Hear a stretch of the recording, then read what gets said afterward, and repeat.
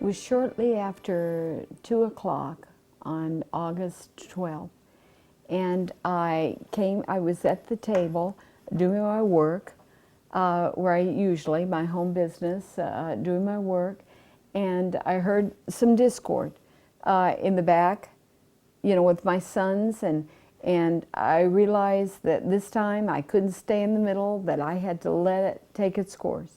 And so the handyman friend who was doing some work here, he took his cell phone and called the North Logan police, and I thought, well, I'll just let it take its course, and they'll come out and maybe take him back to jail for the intoxication. He'll go, and everything will be all right. So I moved from the front room to the area here. I was working at the desk part of the time, and the rest of the time I was right here. And the phone rang a number of times, some business calls, but also a friend called me and said, "Nancy, I had a feeling I should call you. I've been feeling that all day." And I told her, I said, "Do you know, I'm under stress, great stress," and I briefly told her what was happening.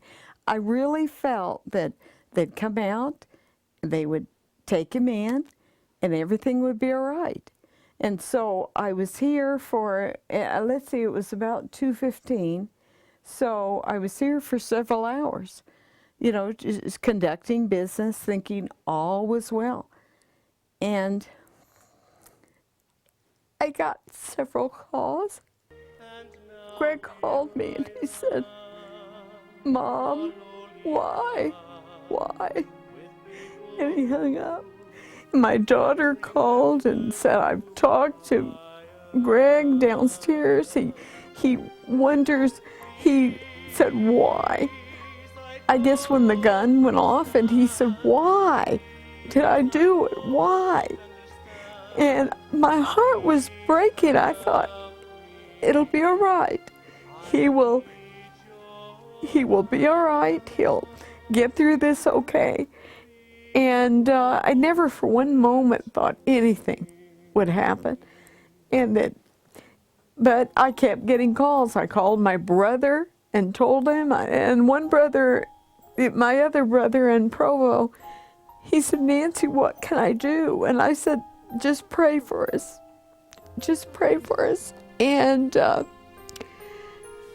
so I probably talked to at least half a dozen people about the situation, but I thought, all is well. And then I heard, my daughter was on the phone, and suddenly we heard all these gunshots, and I thought, oh no. I said, "Rachel, I can't talk." I said, "What is happening?" So they came in. After that time, the SWAT team came in and got me and said, "You've got to get out of the house." And I said, "What has happened?" I said, "Where's my son?" And they didn't answer me, and I went back to the table, and I went down the front steps, and they helped me down, and I had a scooter outside, and they said, "You've got to go to your husband." And so I said, "Okay." My husband, and I kept asking them, "Where's my son?" I said, "Is everybody okay?" I was hoping everyone around there would be all right, and there was no answer. And finally, I got my little scooter, and I was still quite, I was just thinking everything was going to be all right. And went, and I saw my husband, and I said, "Richard, what happened?" And he said, "Our son, they killed our son." I said, "What?"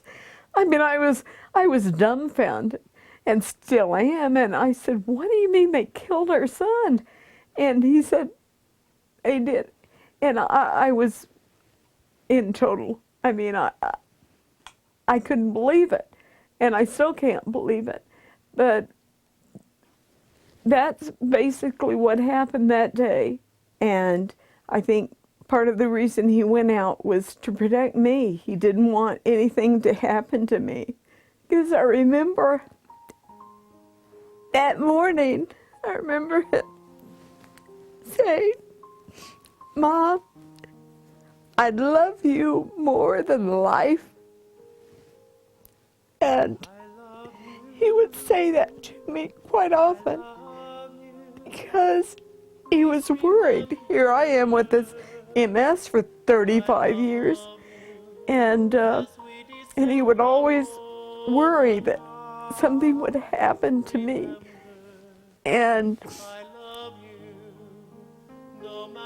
But he would say that he always let me know that he appreciated everything that I did. We had a special bond all of his life. So, Greg, I love you and I'm gonna miss you.